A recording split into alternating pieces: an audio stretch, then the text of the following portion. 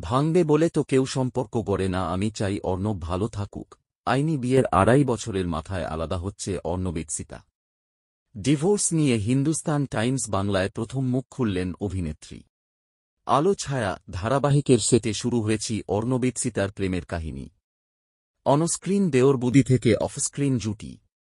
2022 সালের গোড়াতেই বাগদান ও আইনি বিয়ে সারেন দুজনে। মাঝে দুজনের সম্পর্কে তৈরি হয়েছিল দূরত্ব। তাই ডিসেম্বরে সামাজিক বিয়ের কথা পাকা থাকলেও তা পরিণতি পায়নি। এরপর দূরত্ব মিটিয়ে ফের কাছাকাছি এসেছিলেন তাঁরা। কিন্তু তারপরেও একসঙ্গে পথ চলা হল না।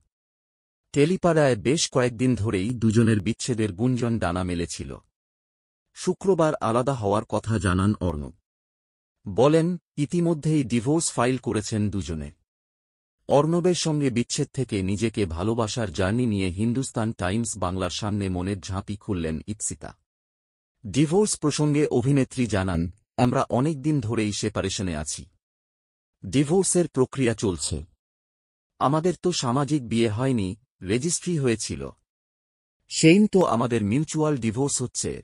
জীবনে এরকম অনেক কিছুই ঘটে। দীর্ঘশ্বাস। ওর ভালো চাই। অর্ণব ভালো থাকুক। সদ্যই জল থই থই ভালোবাসাতে দেওর বৌদির চরিত্রে দর্শক দেখেছে অর্ণব-ইপ্সিতাকে। প্রাক্তন ফের অর্ণবের সঙ্গে কাজ করবেন। কোজাগরীর বড় বোমা বলেন, জল থই থই ভালোবাসাতে কাজ করার সময়ই আমাদের সেপারেশনটা হয়। সেটা আগে হলে হয়তো আমি একসঙ্গে কাজ করতাম না। আমার কাছে কাজ সবার আগে। ওয়ার্ক কমিটমেন্টে ব্যক্তিগত জীবনের প্রভাব পড়ুক সেটা আমি চাই না। অনেক অসুবিধা হলেও, মানসিকভাবে অনেক কষ্ট হলেও কাজের জায়গাটায় কাউকে বুঝতে দিইনি। কাজের জায়গায় একই রকমভাবে থেকেছি।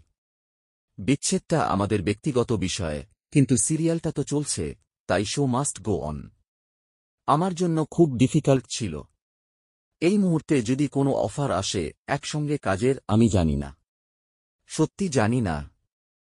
ভালোবেসে পরস্পরের হাত ধরেছিলেন। কেন এই বিচ্ছেদ? ইপ্সিতার কথায়, এটা খুব পার্সোনাল এবং সংবেদনশীল বিষয়। খারাপ ভালো যাই হোক, দুটো মানুষ যখন সম্পর্কে থাকে তখন ভাঙবে বলে তো কেউ গড়ে না।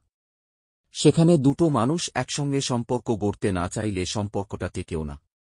কিছু মানুষের সিদ্ধান্ত কিছু মানুষকে মানতে হয়, কিছু মানুষের অসুবিধা কিছু মানুষকে মানতে হয়। জোর করে সম্পর্ক টেকানো যায় না। আমি টেকানোর অনেক চেষ্টা করেছিলাম। সেটা যখন হচ্ছে না, বেকার সেটা নিয়ে নাড়াচাড়া করে, কাদা ছোঁড়াছুড়ি করে, সমস্যার কথা বলা, খারাপ লাগার কথা বলার আজ আর কোনো মানে নেই। আমি অনেক কঠিন সময়ের মধ্যে দিয়ে গেছি।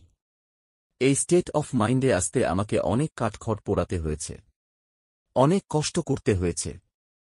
আজকে বিচ্ছেদ নিয়ে বেশি কথা বললে আমার সেই মানসিক পরিস্থিতিটা হয়তো নষ্ট হতে পারে। আমি সত্যি কথা বলতে চাই না। যে যেরকমভাবে ভালো থাকে, ভালো থাকুক। আমি চাই অর্ণব ভালো থাকুক।